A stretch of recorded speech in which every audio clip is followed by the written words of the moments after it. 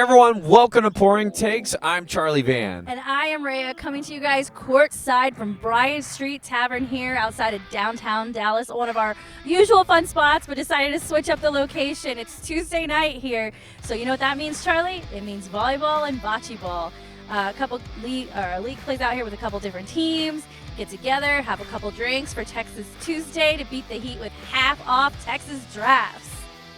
And speaking of some nice drinks and beating the heat, what are you drinking tonight? So we asked, in honor of the Dallas Mavericks, give us a shot. We got some celebrating to do, Charlie. We don't do. We? I know. I can't believe it's been a week now. Almost a week. It's been a week, but we had to, we had other stuff we had to get through.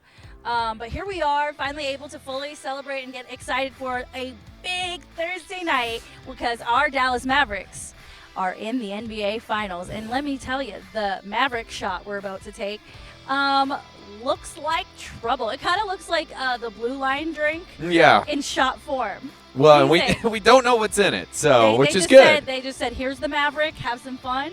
So bless us and bless the Mavericks. Here we go.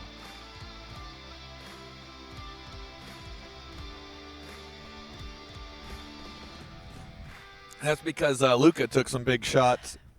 Wow. That was strong. Okay, so let's play a quick game before we jump into everything. What was in that thing? That's a good guess. But do you think it? I don't know. It wasn't tequila. It definitely was not tequila because I didn't throw up. Was it? It had to be maybe a vodka. So I think it's actually Deep Eddy Lime that they use. Okay. You know that I used to shoot Deep Eddy Lime every day, all summer. What summer was that? Summer 2022. 21, 22. Yeah, 21 and 22. You're right. So that's what I tasted. The blue, I think, comes from the blue curacao, and then maybe they put some soda in there. That would be my guess. That was a good shot. I mean, it was a big shot, so I kind of took that. They don't short pour us here. No, they don't. Absolutely not. We are well taken care of. So thank you again, Bryant Street Tavern, for the hospitality and allowing us to be here a couple times a month to do our thing. Well, and a week ago, unfortunately we were able to record. Bad weather here, power outages. Glad that everybody is safe, has power back again.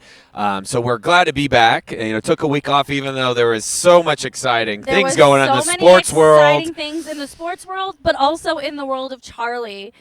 I just want to say, as your best friend, you have been through a hell of a battle. Congratulations on your next big move. Thank you. I am so proud of you. And when she means battle, not fighting, but fighting to find opportunities. It's a tough job market, tough economy. So there's definitely been a lot of fun employment though these past 4 months. Mostly because we have each other. But you could have quit. You could have done a lot of things differently, and you didn't. And I'm really proud of you for finding this opportunity, and you start soon. And well, cheers to that. Cheers, yes. Yes. New opportunity, excited. And I spilled all over myself. And I can, start spending money on some more extra fun stuff. Yep, we've got Ranger games, Wings games. We have all kinds of opportunities this summer to get a little crazy. Exactly. But let's dive right in because, well, first, before we do, we want to say here as a podcast, our heart goes out to Larry Allen's family. Larry Allen, legendary offensive lineman for the Cowboys, Hall of Famer, passed away unexpectedly this past weekend on vacation. And it's just such a sad loss for so tragic. Not just the Dallas, sports community or Dallas Cowboys, but just in general. Anyone that knew Larry, I mean, I unfortunately couldn't say that I knew, but I saw him so much growing up and knew people that knew him. He was such a special guy. And just seeing the heartfelt messages from his, teammates, Troy, Emmett, huge loss. Definitely. But okay, like you said, we have a lot to get into. Yeah. Let's start with this. Let's get the ick out of the way. The Dallas Stars ended up losing in the Western Conference Finals to the Edmonton Oilers in 6 games as of Sunday, which everyone who follows me on social media knows that wasn't my best day. Let's go with this. As of today, Joe Pavelski has announced his retirement from the NHL. Lots of contracts are up in the air for the Dallas Stars. Mm-hmm. Where do we go from here after back-to-back Western Conference Finals appearances? Yeah, and the Pavelski, you saw it in his eyes at the end of the game. And this is what we were kind of speculating. This is why we really wanted this year. I mean, because there are some guys on this team that it's questionable if they return, and he was one. And I believe he's contract-wise at the end of his contract anyway. So, yeah, I mean, I know Duchesne and Tanev have both expressed interest, but it's going to come down to money. I mean, there's going to be, that's the big thing, money. We luckily have some of these young guys for quite some time. Jamie Benn, I think this next season is his last out of his 8-year contract. I'm not sure about Sagan, but I think Tyler Sagan signed a 10-year deal around the same time as Jamie Benn. So he's got, 2 more years. 2 more seasons, yeah. Correct. So, yeah, but the defense has been the issue and what we bettered with bringing in Duchesne and especially Tanev. So those are guys you want, but can you pay them? That's going to be the question right there. It's not necessarily about can you pay them to bring them back. I think what needs to happen is a restructure on the defensive side of the puck as well as on special teams. Yeah. What I saw in the playoffs that was very, very alarming to me was struggles with defending the power play, struggles on fast break opportunities for the opposition. And then I kind of felt like towards the end there, Jake Ottinger just lost it. Well, I'll say this. There's another struggle. Executed on the power plays. You're going 0-14 on power plays. I mean, I did say special teams well, in general, so you're not wrong. But, I mean, it was just all around just a complete collapse. And it's weird because if you don't even want to use that word, but that's exactly what it was. Well, yeah, because if you look at Game 2 and especially Game 3, you're like, all right, this is ours. But the fact that we outshot them in Game 6. I know, and could not get, which is, hats off to Skinner. I mean, he really elevated, and the question for them, the Oilers coming into the series was goaltending.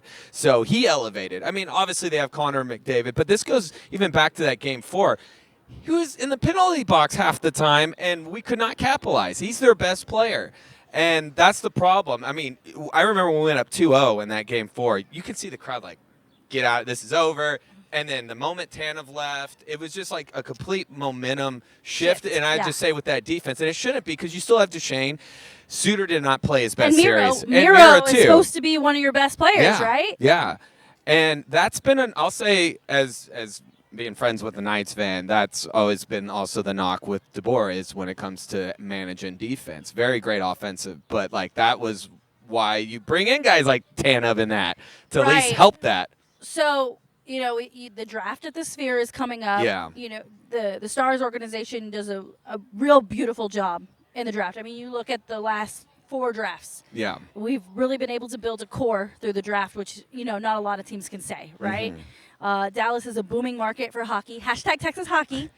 It is. I mean, Stanko, man. I mean, a Maverick. Yeah. They gave Maverick playing time too. Yeah. But, all these guys are essentially playoff ready. But what I'm saying is, okay, let's look beyond the draft. Let's look beyond bringing back players. There's that saying, if it's not broke, don't fix it. But it is broken. It is. I love Duchesne. I loved having Tanev for the time we did. But I think you really got to go out there and pull all in and say, you know what? Top to bottom, this is one of the best teams in the league, hands down, and has been. But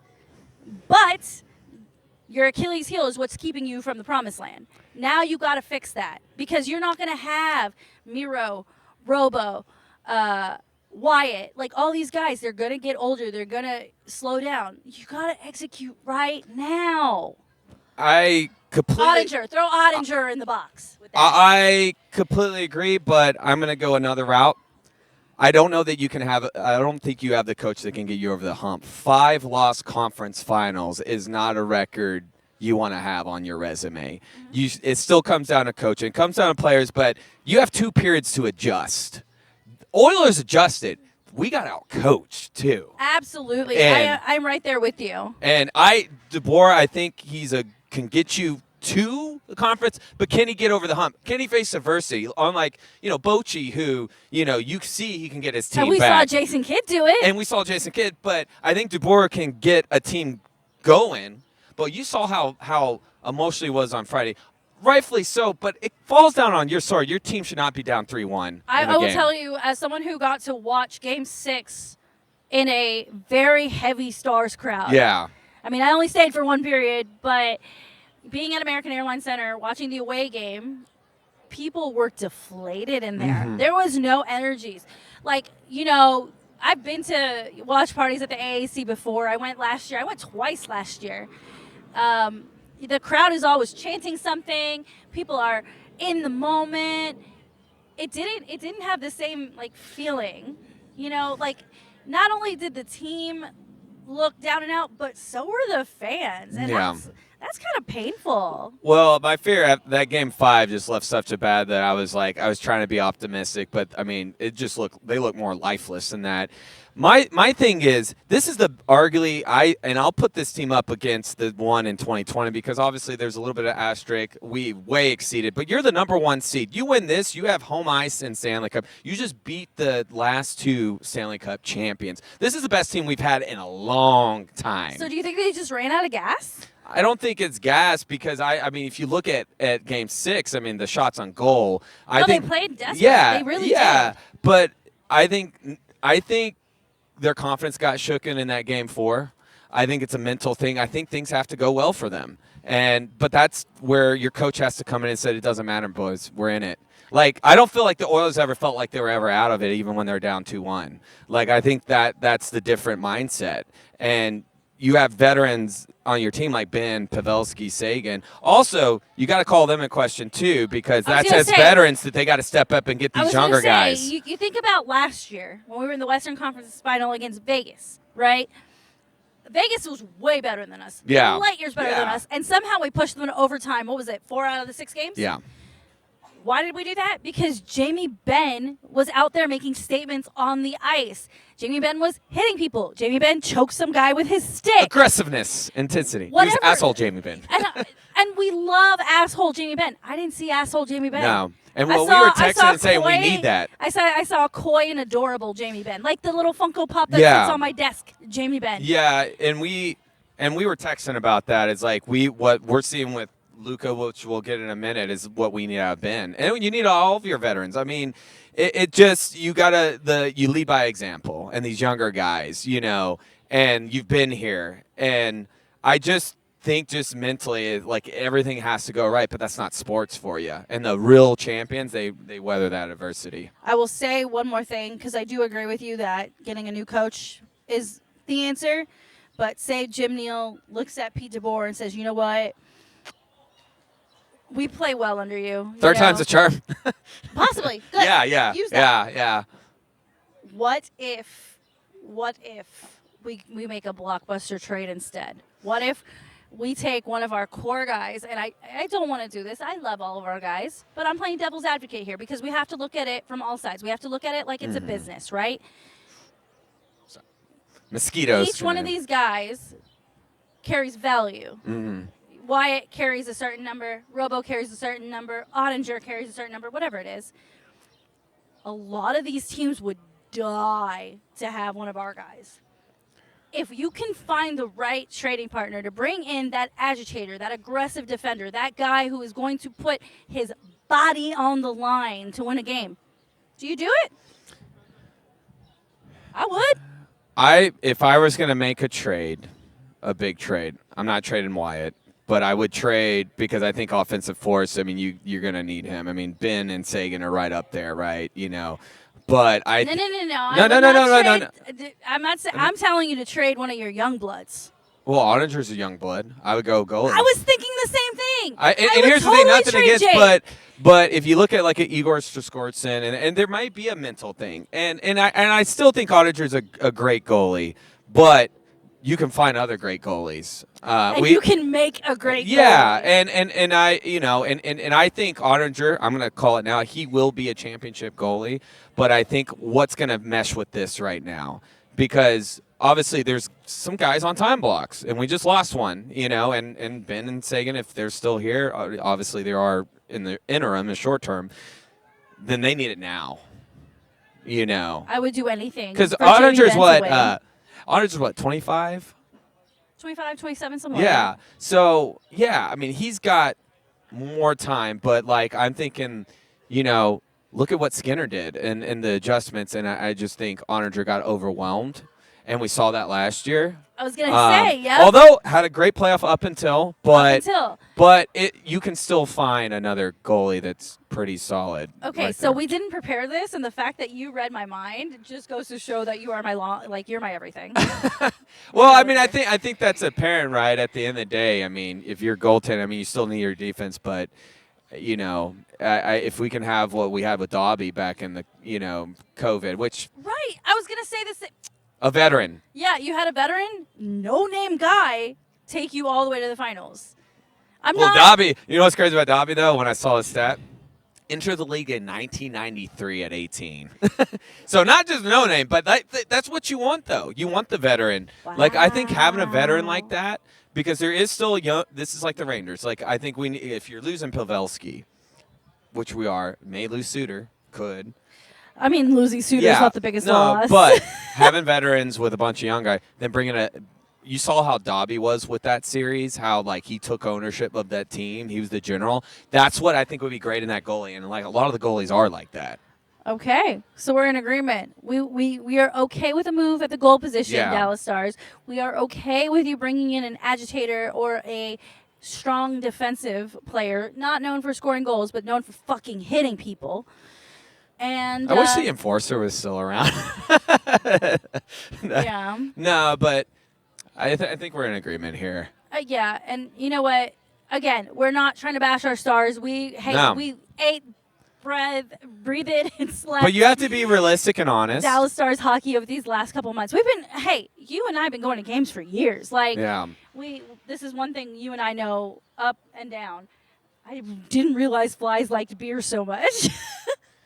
Well, there's sugar in it, so they're like, yeah, this is sweet. Sugar in my Deep Eddies, grapefruit, and soda too. Well, and going back Maybe it's the vodka. And going back to DeBoer, like once again, I do think he's a good coach, but I would give him one more chance. But like, just making it to the conference alone is not enough. You're gonna have a floater soon. Man, I'm gonna have protein. Ew. Anyway. Carbs and protein right here. Carbs. Don't need a shake. Carbs. You need some carbs for some volleyball? What is this, Boston volleyball? You need some carbs? I was doing a transition so we can start talking about the Mavericks. Yeah, all right. Yes, let's move on to the Mavs. Stars broke our heart, but you know what, though? Still kudos to them making the conference championship 2 years in a row. Hopefully the adjustments, I don't think they have to make completely extreme, but hopefully enough to where we're in the cup. Hey, in Jim Neal, I trust. He's the executive of the year for a reason. Yeah. But on to bigger, better, brighter, happier, more exciting things. Charlie Van, we're going to the NBA Finals. Heck yeah, 13 years since our last appearance, which, by the way, what happened 13 years ago? I believe. We won? Yes, and it was hot as hell, too. It was our hottest summer record. Yes, we beat the Heat. Say that one more time in the microphone, please. We beat the Heat. Thank you. We beat the Heat. I can't beat these flies, though. Anyway, flies are the least of our problems, and so is this heat. The NBA Finals is set to start this Thursday evening. Mavs visiting the Celtics for what should be an amazing, amazing series that I don't think anybody saw coming. What do you think? No, I mean, I think if you looked at a lot of the experts, I mean, I think there was like split, like, okay, maybe we make the conference, maybe. Like Colin Cowherd had us going up against Denver, but nobody had us going in the finals. Like, it's going to be Minnesota, it's going to be Denver, one of those two. Yep, and definitely. Rayya, this feels like similar to 2011 to an extent. It really does. Now we were third seed, but it doesn't matter. Like, the run we had then was so tough. Well, a lot of people drew comparisons to the way our series shook out, like the different playoff series. Yeah. So that first series against, oh my goodness, who did we play? The Clippers. That was a callback. That was like Portland Trailblazers. It was a callback to not only the other two times we played them and lost in 6, but also very similar to the Portland Trailblazers. A lot of people didn't think we were going to beat them. No, we had to take them in Game 7. We did. And you know what? I think the energy from us beating LA finally was what really turned the key in the ignition for this team, because those guys, there was a couple guys who had lived through those moments outside of Luka that were like, why can't we get past this team? They've never been better than us. And they finally got the job done. Even though that team was loaded, by the way. You know, you look at James Harden and Paul George, Russell Even Westbrook. an early finals predictor, like back in February, I think a lot of people look at the Clippers as a potential contender. Yeah, because that's the way that team was built. That team, quote unquote, went all in. They did everything they could possibly do to say, you know what, we are better than what we've been in the past. And guess what? Mavs shut them down. So you beat the Clippers. Then you go face Oklahoma City. And everyone's like, oh, my gosh, Oklahoma City's so young, but they're so talented. SGA should have been MVP, blah, blah, blah. Nobody thought we'd beat them, right? Just like when we played them the first time in 2011, we actually had to go up against Oklahoma City, and we ended up sweeping Oklahoma. No, that was the final. No, we went to swept Game LA. 6. Yeah, we swept, which was even crazier because as Kobe Bryant, that was a stacked LA team to sweep. All of that LA. to say, my point is nobody thought we'd get back past OKC. They thought if the Clippers had advanced, the Clippers would have beaten OKC. But it was us, and they were like, well, OKC's probably better than y'all. No, they're not. They're young, dumb, and we broke them. We broke them, right? Then you got Minnesota. Minnesota, who is coming off a grueling 7-game series against Denver Nuggets, the team that probably should have won the West, in my opinion, behind Jokic, who reminds me of Gru from Despicable Me. and Jamal, Jamal Murray, who's an absolute stud and a star, and I'm obsessed with him. Knock him out of the playoffs and end up having to see us, right? So now you got this matchup. You're like, all right, Minnesota just took out the best team in the West because they have a bigger lineup. Dallas isn't quite known for having a big lineup, but they do have a big lineup. In fact, not only do they have a big lineup, they have a faster lineup. Yeah. Not sure how this is going to go, but a lot of people lean more towards Minnesota, given Rudy Gobert in the paint, thinking that they'd be able to he would stop Luka. Anthony Edwards, who apparently has Michael Jordan DNA in him. That's a discussion for another day. And Carl Anthony Towns, the man who said he is the best big man to ever play the game. And McDaniels too is they're veteran. They're silent. Yeah. They're silent assassins. But they reminded me of the Thunder of 2011. Which was a younger team, that everyone thought this is the hot shot. And they were. And they were. They very much were. Yeah. They did the best they could. Most of these games, except for Game 6, were very, very tight and nail-biting. While Charlie and I were working for KO Live, for Triple FL, commentating fights, guess what? We had our phones on. We had to know how these games ended, that was the kind of energy. We were on the edge of our seat no matter what. And guess what? We came out on top. Oh, man, that's probably the shot of the year by Luka, that last-minute three-pointer right there. I mean, the one from Saturday? No. Yes, Friday night. Friday night, yeah. I mean, that was, buzzer beater. That's right. Only in people out of this world can make those shots, and Luka did it. And, what a credible series he's had. Luka did something that shouldn't be surprising to people. Luka put this team on his back. He's looked at every Minnesota Timberwolves player and said, I am effing better than you. That is the energy we need in our day-to-day life. We have to look at everything we do in our lives and be like, I am fucking better than this, and just tackle it. And that's what he did. Why are you shooting logo threes randomly in a game? Because you're Luka fucking Doncic, that's why. Well, we weren't surprised, but haters who are like, he's not this, he's not that, he's not clutch. Well, that series against Minnesota showed that he's clutch. And to go up 3-0, is in any series, especially I feel like in basketball like that, minus what Celtics and Pacers, it's not easy to do, especially against a team like Minnesota. A healthy team. A healthy team, yeah. I was going to say, the difference between Boston. Pacers were hurt. Yeah. You had, the two best players on the Pacers were injured. And that first game was very shaky for the Celtics. But all of that to say is you got to see what we like to call asshole Luka do his thing. And we had a great time. This is where emotion, because he gets discredited because of his emotion, but I'm gonna name you three other players real quick that get emotional. Michael Jordan.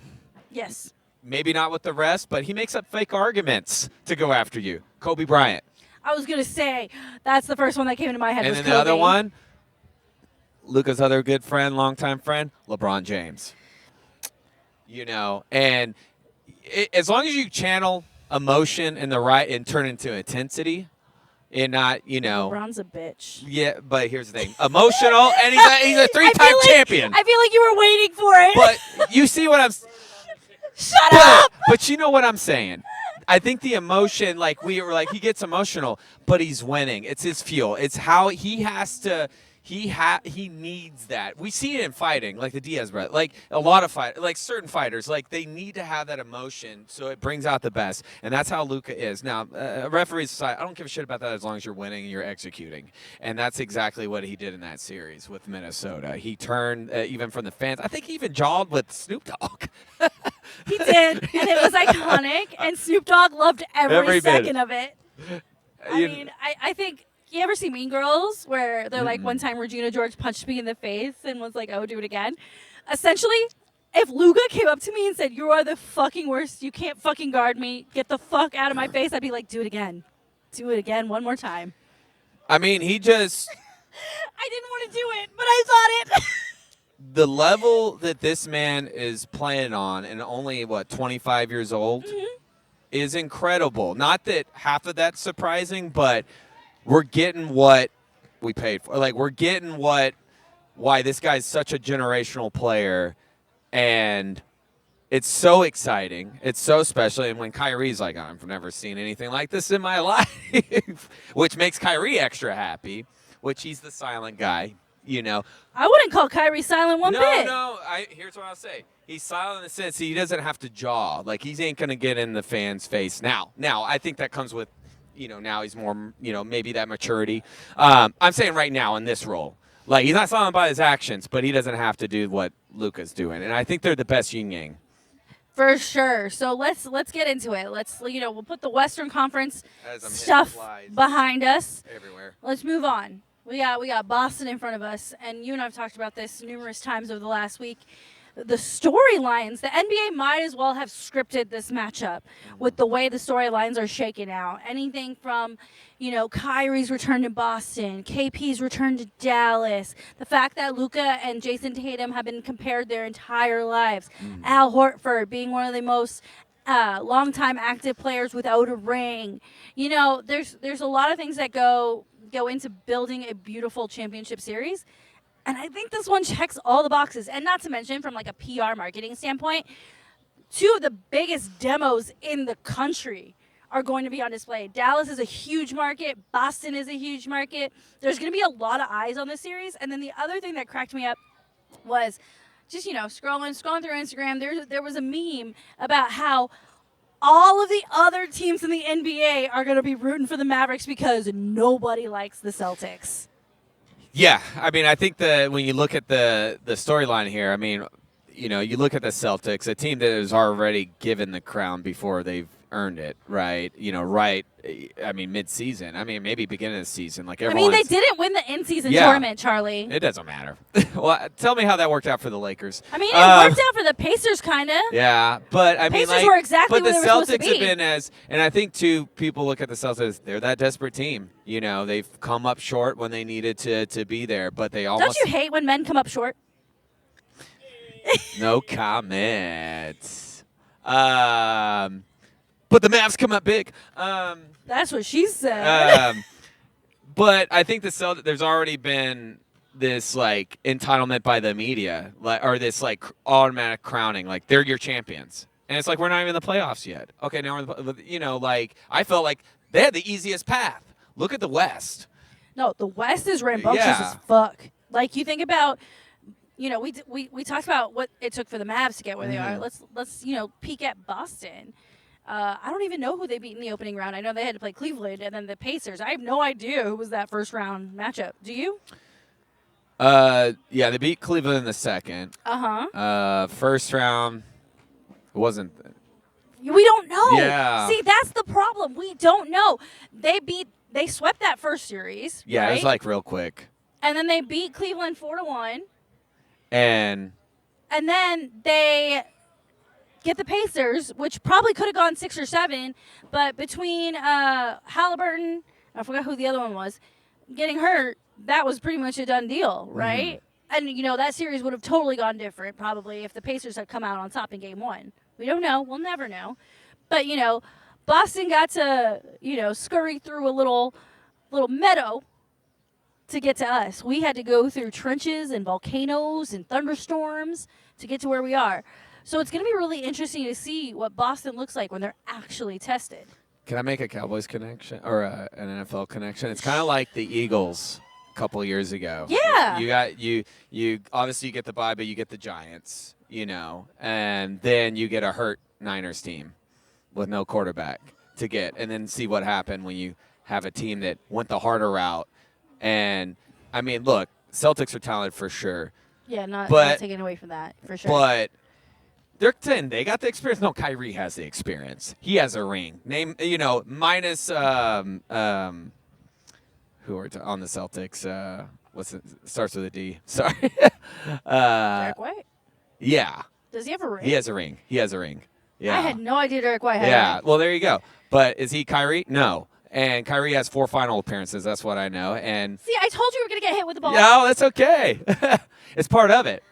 You're fine. We love the action. I like it when balls fly at my face. All right. There's no cut to that.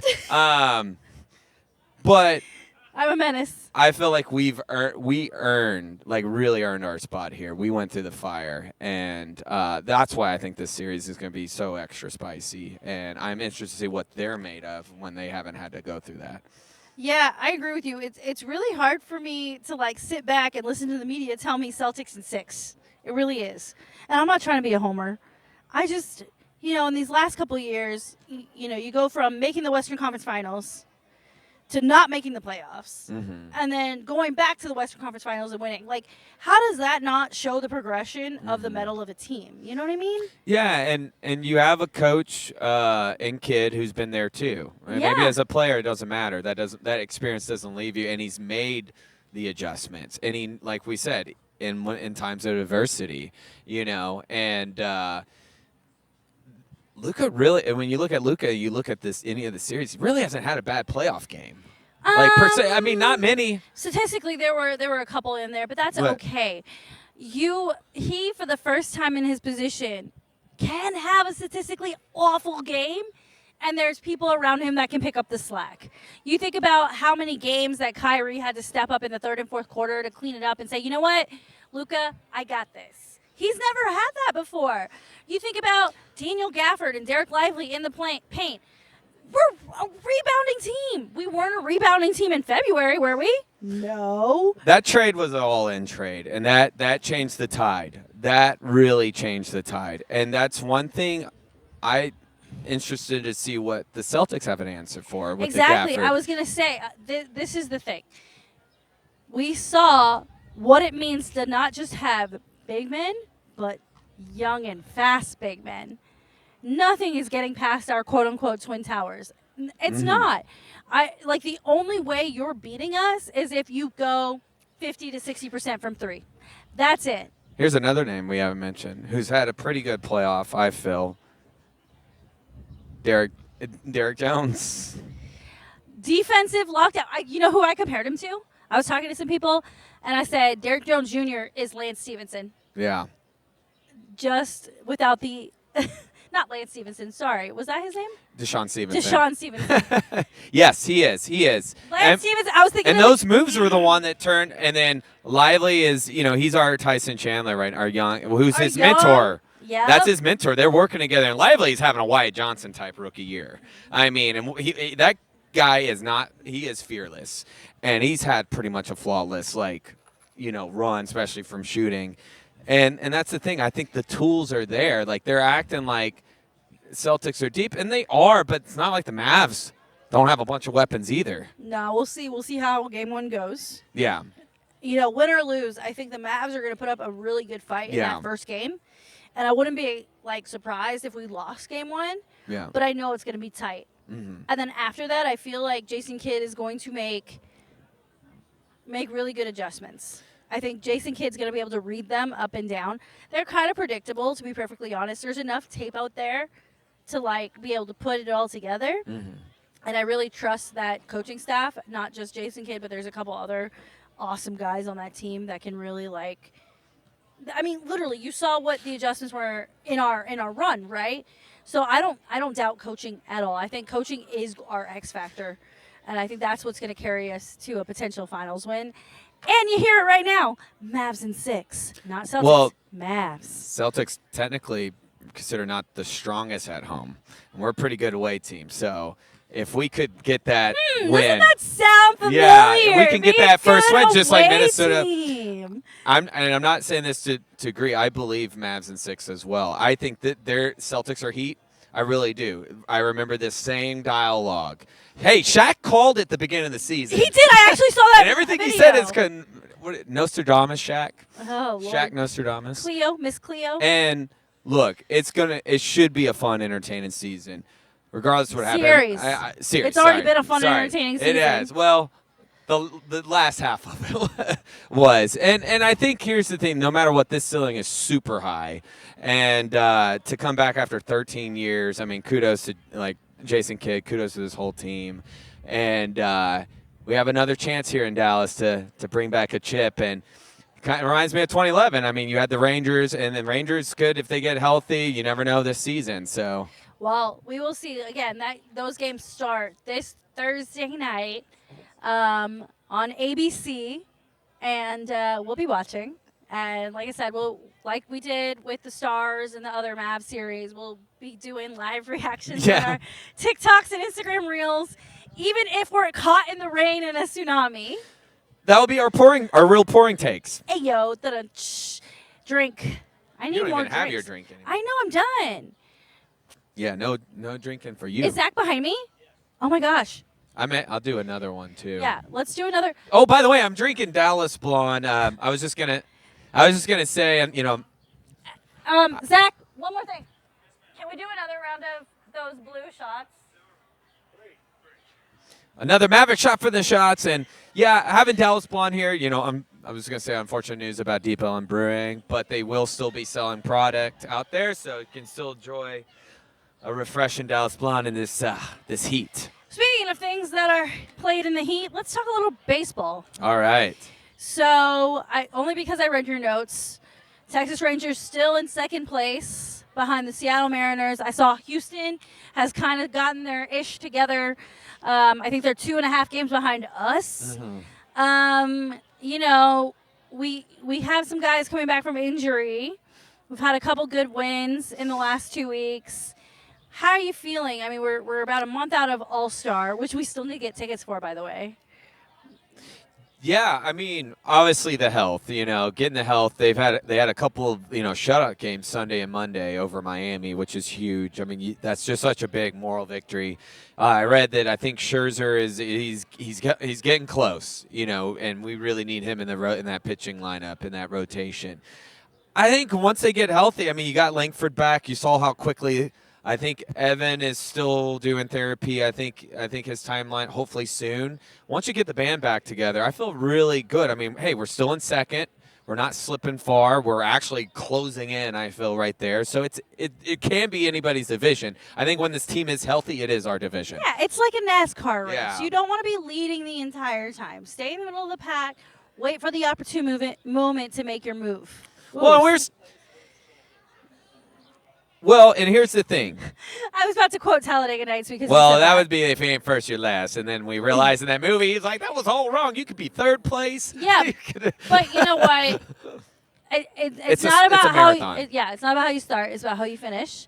And we learned you can be a wild card team and still win the whole damn thing. Yeah, and Bochy I trust, and also it's really this after the All-Stars where we really see and I feel like we got kind of spoiled last year because they did come out guns blazing. We really only had like one injury at the time. But you also remember how anxious that made us. Yeah, well, because when you have nice things, you're afraid they're going to be taken away from you. That's why I don't have nice things. Same.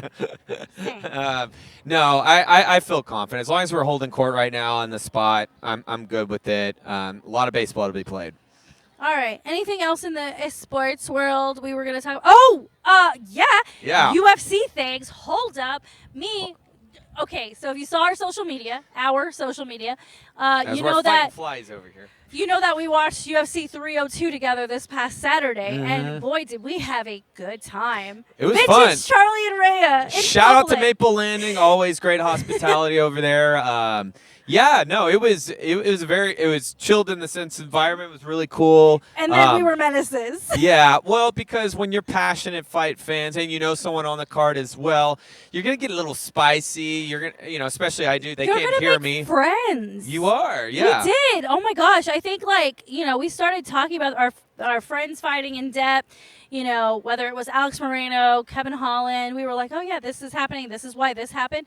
And we had a couple people come up to us and be like, "Can we watch these fights with you? Yeah. Can we be friends with you?" We ended up exchanging Instagrams. It was a fun evening.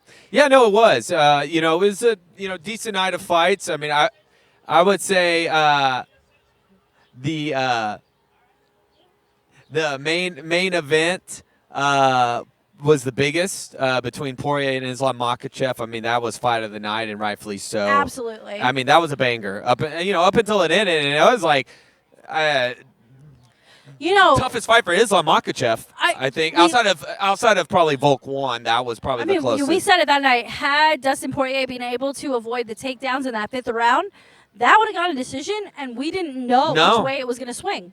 Because of his boxing. That's the thing. Dustin has become, I've been watching him since WEC. I mean, really, and his boxing's become so crisp. And he's big, too, at 155. And, I mean, he cut Islam, and it was such a scrap. And Dustin, it only takes one. We saw that with Benoit Saint Denis, who was, in March. So, that was such a fun fight. So let me ask you this. Joe Rogan interviewed him after the fight in the octagon, asked him if it was his last fight. Yeah. He wasn't sure. Mm-hmm. What do you think? No, it's not. I don't think he has a lot more fights left, but I think, he looked good. It was, I know moral victories aren't always a thing, but he looked good, and he didn't get injured. And, I mean, yeah, maybe that might be the end for 155, but fight fans want to see good fights, and there's some super fights. I wouldn't mind him and Max Holloway running it back for the BMF belt. They had a great second fight. There's some fights, and you can't tell me, that there's not somebody at 170 and 155 that won't excite him. There's a couple. He doesn't like Colby Covington. That could be. I don't think. I felt like if he would have got dominated in the first or second, then maybe. But that was such a close fight. I would at least one more. I want to see Dustin. Maybe it's just because I'm a huge Dustin fan, but what I saw was a guy that could still hang with anybody. I'm also a big-time Dustin fan as well. I've been watching Dustin for years, just as you have. I've met him. He's a very splendid man, and so is his wife, Jolene. Yeah. I fucking love them. I would be okay with a rematch. I would love to see them run this one back. Mm-hmm. Say Islam goes up against whomever else in the next time, and then he wins again and has another title defense. I don't see why not. Dustin Poirier. It makes a lot of money. People love Dustin. People love the USA versus, Russia rivalry, if you want to call it that. Well, he also, can beat almost everybody else. That's the thing at 155. Because they don't have that striking that he has. Because it's more grappler-wrestler heavy. And he didn't go for a guillotine, though, this time. That was the one thing. They're like, don't go for a guillotine. But I know he's, 35, and I've heard some takes of, go out, I have an idea. So, while he's waiting for Islam to decide if he wants to do a rematch with Dustin, which, could be 6 months, 8 months, 12 months, whatever it is, there's the 303 card. Which we have now learned. You spoke my mind. Him and Chandler rematch. Why did you do that? Well, I was thinking about today. Why didn't you just let me build it up? Let me build it. Build it up. I'm sorry. There's this UFC 303 card, which we have now learned is in jeopardy. Originally, you have Michael Chandler and Conor McGregor as your main event. There was supposed to be a press conference yesterday. In Ireland. Was it yesterday? Yes. Yes, yesterday. Conor McGregor's team allegedly was the one that called it off. Not saying I'm a hater, but I feel like I already said that I don't feel like this fight is happening. But if you look at Michael Chandler's style and Dustin Poirier's style, very similar could be an absolute banger. Maybe not enough to save 303, but a potential high payday for both fighters. Well, they've already fought before. They fought in 2022 with Dustin submitting. Yes, but remember. it was a fight of the night, and I would take that as a main event, though. Yeah, but I mean, you've got Dustin Poirier on kind of a hot streak when it comes to like fan engagement, all that stuff. Michael Chandler's been kind of waiting in the wings forever for Conor McGregor to get his shit together, which, again, I don't think is happening. So if you need a last-second replacement, why not Dustin? Yeah, I mean, well, and I was thinking that because I don't think other than a black eye, I don't think he got hurt. And Charles originally, it sounded like he was going to be the backup if something happened. You know, Charles beat Chandler for the title in May of 2021, and I don't know that's enticing to the most general public. And like you said, Dustin is a fan favorite. Also, we have Goldfish Syndrome. He just fought. Great fight. And I think it's just so unfair because Yeah. Charles Oliveira is one of the most He is dynamic, really fun good. fighters to watch. But if you watch 300 and you see him in the grappling, you're just like making judgments you don't know about, right? And I think, you know, that is a firefight. According to Chael Sonnen, he thinks the fight is going to happen and maybe Conor's like blocking out all this. But DC says it's not happening. well, I'll take you back just real quick. UFC 200, Conor skipped the press and they called off the fight, you know, with Nate Diaz, and they rescheduled it for August of 2016. You know, Dana's very big about press conferences because this was a sold-out crowd in Ireland. Now, it wasn't no money involved, but still, you had to reserve a ticket, and that rarely happens with fighters. And, you know, only Conor can really bring that spectacle. So they did call it off. Now, Conor said it was out of my control, whatever that means, but it doesn't look good. It doesn't look good. It doesn't look good. No, nothing Conor McGregor has done in the last 5 years has looked good. Okay? Well, you're saying Roadhouse? No, I'm joking. Roadhouse I'm saying was not Roadhouse. I'm saying his fight against Dustin Poirier. I'm saying any of those sparring videos where he looks like he's been fucking juicing. Any media reports where he's been absolutely a menace at a bar and not in the fun way that you and I are. Like, he is a problem. He doesn't deserve this spotlight. The UFC has been just using his name. The contract's not even been signed, Charlie. Here's the thing, though. I'll play devil's advocate here. I agree, he's crazy. But he's brought more eyes to this. That's what I say. I agree with you. But here's the thing. I think Conor is serious. I do think he is serious. But seriously annoying. My question is, the leg break that he had, it is hard to come back. Watch Chris Weidman. They broke that same leg break the same year in 2021. And it took up until March this year that Weidman even looked even decent. But decent is not going to beat Michael Chandler. And the one thing that's known about, that's great about Conor McGregor and his style is he goes backward and catches you just like Jose Aldo, which is why this fight is perfect for his style because Chandler just like goes berserker. But if he can't do that, and if he's not 100%, we know light sparring compared to like being 100%. Why even risk it? Now it sucks for everyone out there watching, but then why I wonder even say you're going to do it? Because fighters always do that. Sign the contract. I'll believe it. Sign the contract. Put some legalities behind it. Hold yourself fucking accountable. Well, they have the contract signed. No, they don't. Who says? DC and Chael say. They say everything. Look, they would not have a pay-per-view without them signing the contract. Yes, they would. No. You got to sign the contract. Look, there's a lot of competition in the sports and entertainment world. They were thirsty for some sort of action, right? Yes, they were. They didn't need Conor McGregor to come in and fuck everything up. They forced this fight. Yes, exactly. But I don't think it's just because they're 300. I'm going to tell you about that. That was awesome. And great. I don't think you necessarily had to have this fight, but you promoted a whole reality show and tough behind it, and you bought stock early. Yes, again, you did. But you didn't sign the damn contract. Well, I think it was signed. Conor McGregor is not being held accountable to be a fucking professional athlete. Conor McGregor is a fucking fanboy himself, running around the the entire world on a fucking yacht, living his best life. That leg ain't rehabbed. It's not. Because you know what? He's been doing fucking cocaine, drinking himself to death, and riding around in a yacht. He doesn't give a shit about fighting. You know this.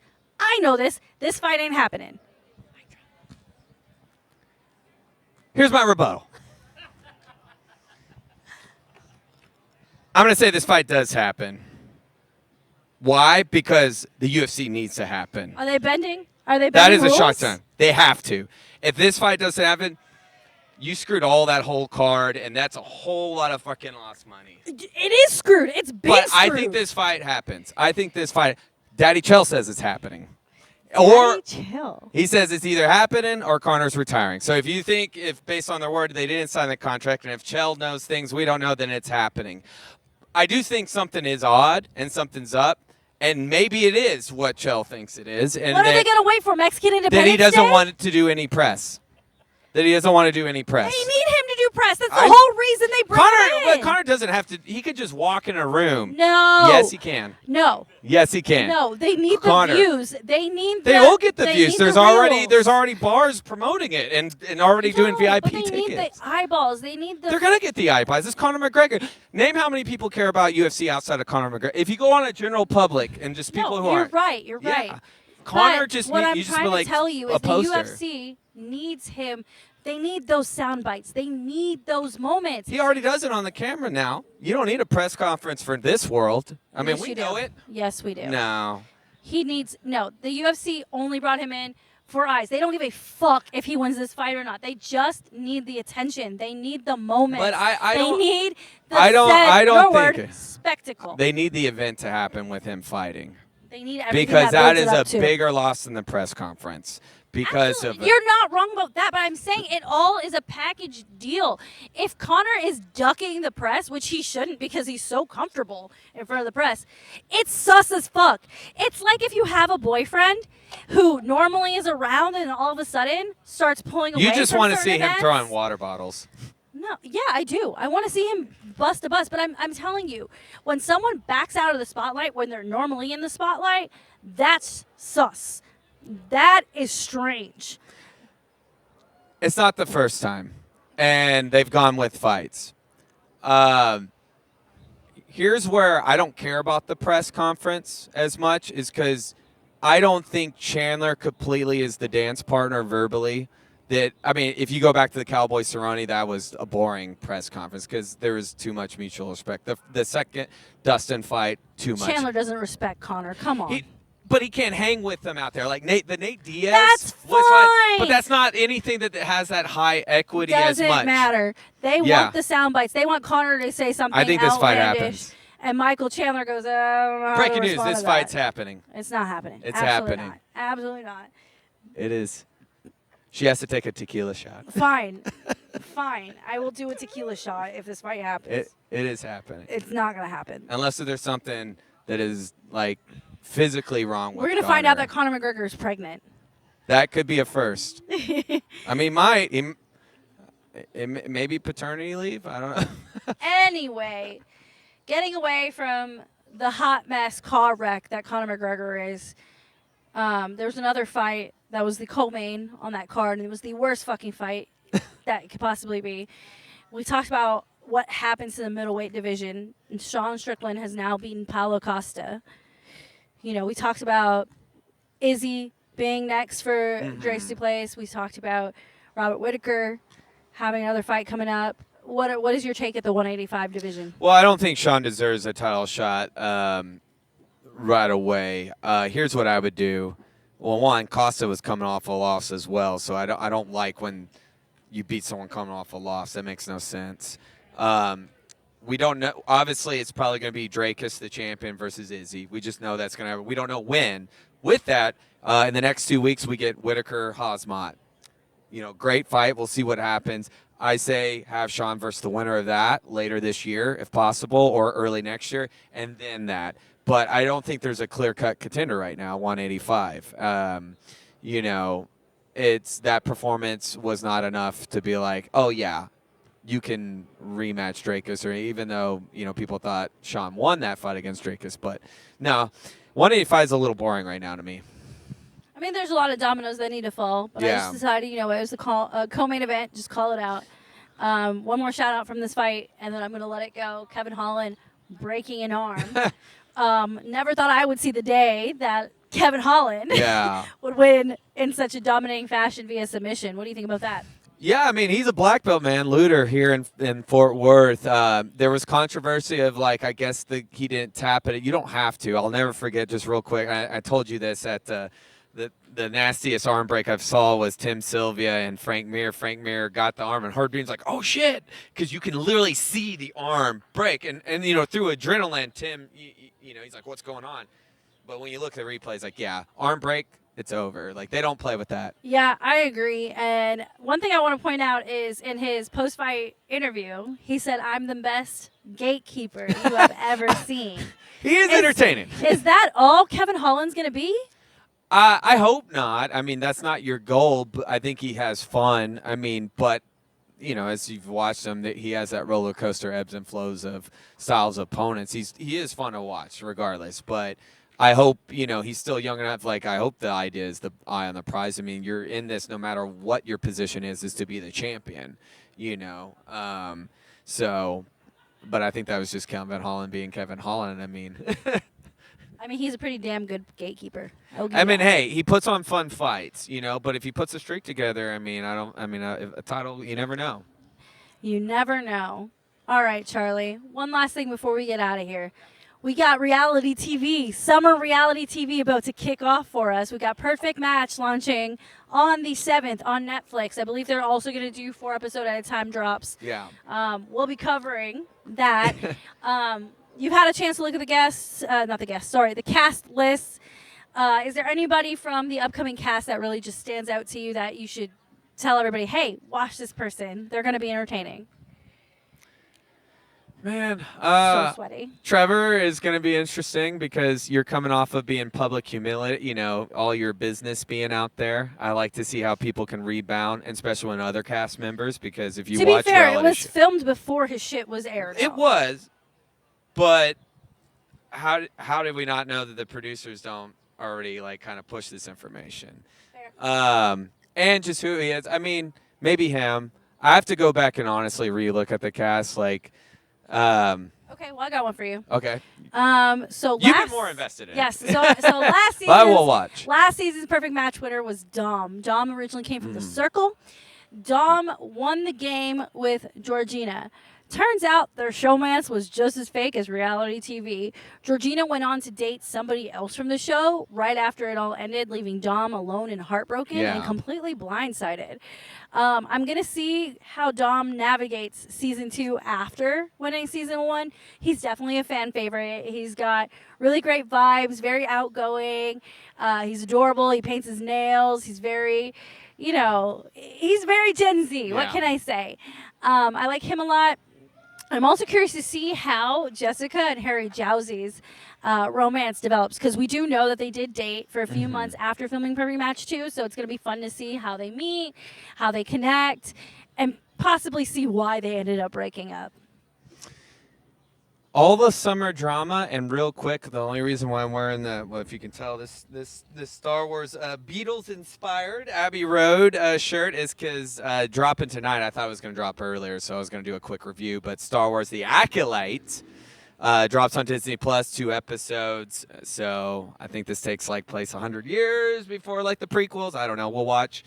Some of the Star Wars shows a bit of hit or miss, but I'm still going to watch because I am that guy. I'm going to leave that one to you. Yes. Because I'm not a Star Wars girly. Sorry, guys. Star Trek over here. No.